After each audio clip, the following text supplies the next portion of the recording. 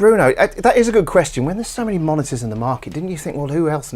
Do we really need another monitor? What was the whole point of inventing Kii in the first place? Was it a problem you were trying to solve, or a vision you had, or a bit of both? It sort of followed from asking the question initially, what should the ideal speaker do, and then realising that there wasn't an answer to that question. Because, well, you've probably noticed that there are engineers or scientists who will say, well, the ideal speaker is an omnidirectional point source, and everyone will have their particular idea of an ideal speaker, and there is conceptually no ideal speaker that will reproduce the sound field that you would get in that you're recording. So, so the only thing that speakers can do is they can give you a credible illusion. And next question is, okay, what should a speaker not do in order to so that it doesn't destroy that illusion? And then I quickly started realizing that there were a number of basic things that could be fixed about speakers that are generally ignored completely by speaker designers, and I would say that the same would go for pro audio speakers, live sound speakers, or high-end home audio speakers. Let's say they all leave the same problems undealt with. We had a chat earlier, and you said that most monitors that we can buy these days, you stick them in an anechoic chamber, and they're pretty reasonable, aren't they?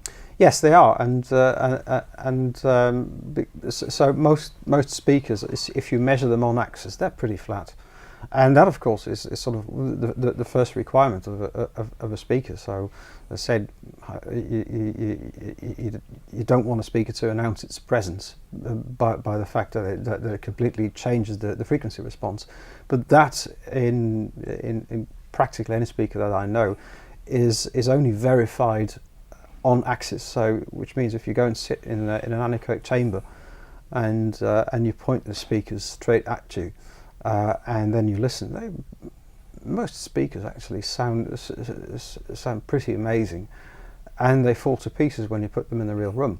So that's the problem. It's the room. That is definitely the basic, the biggest issue that was left undealt with by other designers. And that's the room problem is sort of two problems. One is simple off-axis, the simple off-axis response, which is to say that you hear a sound coming out of the speaker, and then a bit later you get reflections back, and if those reflections are heavily coloured compared to the direct sound, then again the speaker announces its presence by saying, "Look, I'm radiating the signal in a very strange manner, and therefore you can tell that it's a speaker." So that's one way of looking at it. Another way of looking at it. So what I mean by off-axis response is just that if you measure, if you move the microphone around the speaker, then ideally over as wide a range as possible, the response should be the image of the direct sound. So the same as the on-axis response. Although it's okay if it's attenuated, and actually it turns out that it's better if it's attenuated when you go off-axis, but not in a frequency-dependent manner. Can I just ask there, is an interjection there, is that why so many speakers have kind of a critical listening position in the studio? Absolutely. We have a kind of mixed seat, and when your client comes, they go, "Oh, you sit in the chair now." And that's absolutely true. Yes. So that's let's say the most easy to grasp way of looking at the issue of radiation pattern or off-axis response, all the same thing. The other is to do with the fact that it's fairly easy to get a decent a decently damped room at mid and high frequencies, but it's bloody difficult to do at low frequencies. So most rooms actually have a longish reverb time at low frequency. Well, they have heaps of low frequency problems because, of course, at these long wavelengths, you don't really call it reverb time. It's really a matter of resonant modes. and that is an issue that you can greatly mitigate in speaker design if you can somehow force a speaker to be as directional at low frequencies as it already is at high frequencies. So if you take an ordinary speaker and you sit in front, then you hear the whole spectrum. You turn the speaker around 180 degrees, and the highs and mids disappear, but the low frequencies are reproduced in exactly the same way behind the speaker and as in front. And that is of course a glaring problem, because the sound that's being radiated behind the speaker will then bounce off the wall behind the speaker and so on. And it'll excite all the room modes. If you can somehow manage to restrict the space into which the speaker radiates, you reduce that effect. So I'm not saying it solves all acoustical problems, but what it definitely does is at base frequencies where the problem is especially dire typically, this speaker will radiate only half the amount of energy into the room for the same direct sound. So which means that the sound which comes at you, it's completely flat. It's got bass extension. It's got everything, but the sound that is radiated in other directions is attenuated enormously. So you just get the dry sound and much less of this room boom that you would usually expect. Okay, without giving us your trade secrets and having to kill us all afterwards, how did you do it? Well, the basic idea is quite simple. So that all the trade secrets are in the fine details of implementation, but the basic idea is quite simple. I've got an arrangement of 6 drive units, the tweeters used normally, but then you've got the mid-range in front, of course, and you've got 2 woofers on the sides. You've got 2 woofers on the back. They're all individually driven by their own DAC and their own amplifier. And what so there's 6 amps in there. Yes, correct. So what that allows me to do is over the frequency range of say 50 hertz roughly to 250 hertz. I'm actually running the side woofers and the rear woofers out of phase, i.e. in opposite polarity, but with a short extra time delay, so that the sound that comes radiating off the side woofers and moves along towards the back gets cancelled exactly by the output of the rear woofers. So it effectively produces a null in the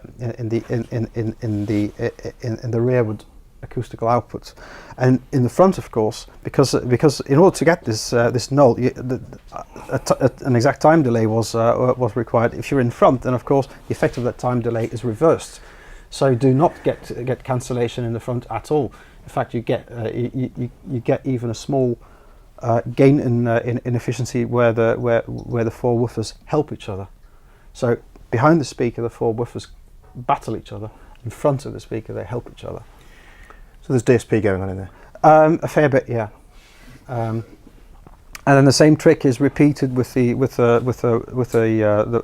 side woofers and the mid range. Again, the sound field radiated by the mid range will try to work its way around the cabinet, but then a delayed and an inverted signal is applied to the side woofers again, so that in the range from 250 hertz up to about 700, the mid-range output is attenuated behind the speaker, and then above 700 the front baffle itself will roughly produce the same, again, the same dispersion. So that's why it gets why I finally get a very even response as you go around the speaker. So as you walk around the speaker, it's not just the highs and mids that die out quietly, it's also the bottom end, and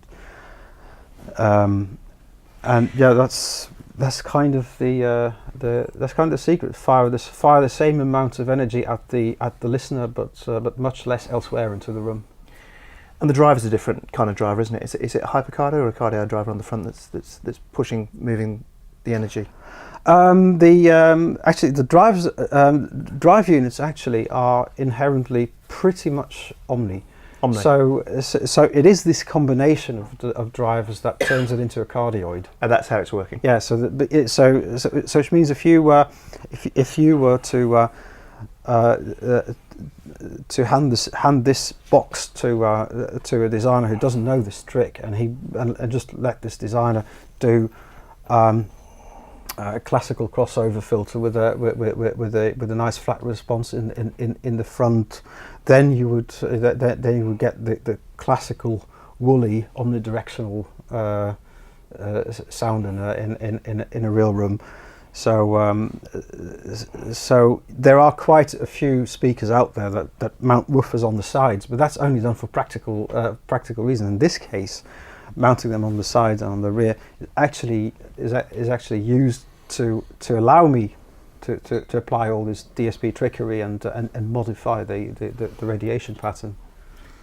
Now we're going to talk about who they're aimed at in a while, but one of the benefits of this system is you can virtually stick them against the wall or in a corner, can't you? There are different settings for you to do things with speakers you're not meant to do. And actually, normally speaking, or theoretically speaking, you shouldn't have to have a need for that setting. But the only problem is below 50 hertz. If you wanted to generate a cardioid response, then let's say the phase shift that this time difference entails would be so small that if you get full cancellation behind the speaker, you would still get a fair bit of attenuation in front, and the woofers would sort of sit there flapping aimlessly without really producing a lot of low frequency power. So at that point, the idea is that below 50 hertz, I allow the speaker to turn into a classical omni. But at that point, we're talking about a wavelength of 6 meters or more. So if you then place the speaker in any proximity to a wall behind it, at those long wavelengths, the sound that is reflected off the wall back towards the listener is pretty much in phase with the direct sound. So at that point, you have no destructive interference between them. And in fact, it helps. So as soon as you have this boundary layer sitting, let's say, no more than a meter away from the speaker, it's at those low frequencies there, at that point, there's no need to get a null at the back, because you can actually use the reflected sound to reinforce the direct sound.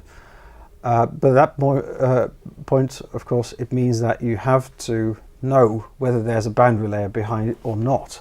And if there isn't, let's say if there is, whether there is one or whether there isn't one, in the omni range, so below 50 hertz, that makes 6 dB difference, of course, in power output, which means that if you have a boundary layer behind the speaker, then you shelf down the frequency range below 50 hertz by 6 dB, which means the speaker has to work only half as hard and still produce the same amount of acoustical output. That's why actually they play pretty loud for the size. That's because just where it's hardest to produce a lot of power output, the wall is actually helping, and so you only need to make a cardioid in the frequency range where the wall is a hindrance, and that's higher up. So that's the idea. And then if you sit in a corner, then of course you get the two boundary layers which are reinforcing, and you have to shelf down even more. So that's what that control does. It doesn't change the radiation pattern or anything. The only thing that control does is it produces a targeted shelf that is exactly matched to the extra output that you're expecting by placing it near a boundary layer. So yeah. So in a way, the idea is to build a speaker that roughly behaves like an in-wall except that it's a freestanding speaker, and you can lug it around with you and install in different rooms and so on. Because of DSP, we're going to get delays. Talk to us about there's a tracking mode, basically, isn't there, on the back that you can switch on and off? The delay is actually not incurred so much in the shaping of the radiation pattern. So making the cardioid does not incur any delay, but any speaker with crossover filters and so on will have a frequency-dependent phase shift. But when you have DSP, you have the luxury that you can correct for that, which you couldn't possibly do in an all analog system or in a passive speaker. The reasons for this are somewhat technical, but the only way you can make that correction work is by building in an extra time delay. So what that so the choice that gives you is either you can have a perfectly time coherent impulse response, but one which is delayed by about 80 milliseconds, or you can have one which has virtually no delay, but which has frequency dependent phase shift, and so is a bit less tight. The difference is not enormous, but it's big enough to make it worthwhile to allow the user to switch it back on. So what I would say is when you're tracking and you're editing, set it to low latency, and once you really start mixing and applying all your effects and everything, then you switch it to phase turbo mode. Exactly. That's the. I will put that in the brochure next time. Turbo mode. Should we talk about key control? Because yeah, sure. That's an important part of the gig as well. I'm just going to unplug this from my Mac, and it might break when I do it. But so key control. So this is going with an Ethernet cable out to one speaker and daisy chaining to the second, yeah? Yeah, it's not literally used as an Ethernet cable. So what? Forgive me, you're the boffin. What's being transmitted? This black thing goes into these two black things. Exactly. What's happening? Actually, what goes through that cable? I tried to get Sky TV down it, but it didn't work. Yeah, precisely. So when it's connected like this, so no USB or any other source in it. The only thing that goes down that cable are just commands over a simple serial bus. So if you turn the volume knob, it'll just tell the speakers, please play at this volume now. Yeah. And then all the actual processing happens in the speaker in glorious 40-bit floating point. And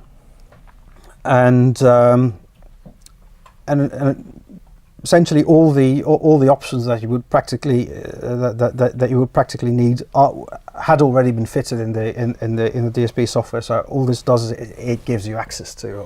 So instead of turning those screws on the back, you do it on here. Correct. So as soon as you plug this thing in, it'll actually ignore completely what we're doing at the back. All these settings are in here. So I'm glad you've told me that. I haven't read the manual, and I kept thinking I had some settings that probably haven't got set at the moment because I plugged that in. Yeah, exactly. Yeah. So if you turn the switches in full flight, it'll respond to that for a while until you unplug or to power down, and then this one will overwrite those again. But yeah, so the buttons you have around there are most. You can all play with these afterwards. We've got two for you to play with. So these are essentially source selectors. So we've put some extra sources on there. So it's a high quality USB. Yeah, there's a USB. So there's a USB audio straight into that. Exactly. So that's one thing, and especially for consumers who put in an optical, because that will allow them to connect their TV and then a splitter for anything else if you want. So basically, this is a remote. I've got one of these at home, so I'll kind of tell you how wonderful it is. It's a remote that gives you. So I plug my Mac into here now via USB for my 2-track playback, and then I've got the XLRs going into the back of there, which I can still select to go out to the audio interface, the audio playback, and then you can have an optical as well. So you can use this basically as a monitor controller in your studio. One cool feature, so that's also a dim button. So you could preset the dim amount or mute if you want. Now, a cool feature you showed me today, which was really nice, is you can set it to like your optimal setting, measure your room, can't you? Yeah. And then say that's the 0 point. Exactly. So this number, it's in decibels, but it's but the reference point of the scale is completely arbitrary, which means you can program it yourself. So it actually comes pre-programmed. That when you turn the volume all the way down, it measures 0, but actually that means that it's at minus 100 decibels because it goes all the way.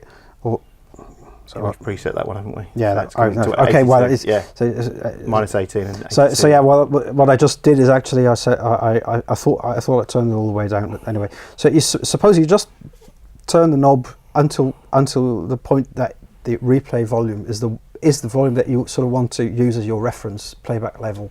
Either you use you calibrate your system with an SPL meter and noise, or you just find yourself the level that you think is that you think you're comfortable with, and then you just hit the go to the advanced menu, and then go to the menu item that says set reading to 0. At that point, volume hasn't changed, but the reading set now says 0. So that's easier to remember than 85.5. And then you've got your room optimal mix volume. Then at that point you every time you set it to 0, then you know that's the level that I like to work at, and you know, well, you don't have to guess how far you have to turn it back down when you've had to listen a bit louder for a few seconds. And cool, brilliant.